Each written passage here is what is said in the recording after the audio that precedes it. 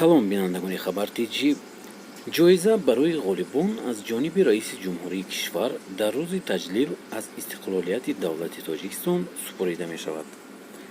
вазорати маориф ва илми Тоҷикистон барои дарёфти ҷоизаи президентии кишвар дар соҳаи маориф дар соли 2020 озмун эълон намуд.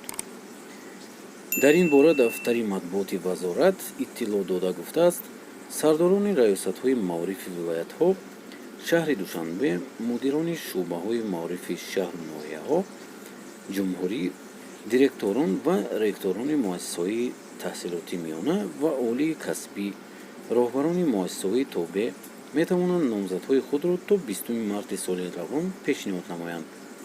ба иттилои манба, ҷоиза барои ғолибон аз ҷониби раиси ҷумҳурии кишвар дар рӯзи таҷлил аз истиқлолияти давлатии Тоҷикистон супорида мешавад.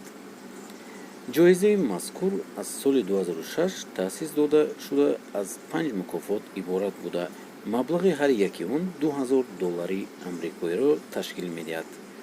озмуни мазкур дар 2 сол як маротиба доир гашта, то имрӯз 34 нафар ба он сазовор гаштанд. ин буд видеои имрӯзаи мо. дӯстони азиз, ваҷ хеле ки мебинем хеле хуб шудааст. Тоҷикистон пешрафтӣ дорад, мана худо хоҳад ҳамаш нақш шуда истодааст. шумо чӣ фикр доред дар бораи ин? ҳатман нависед дар комментария.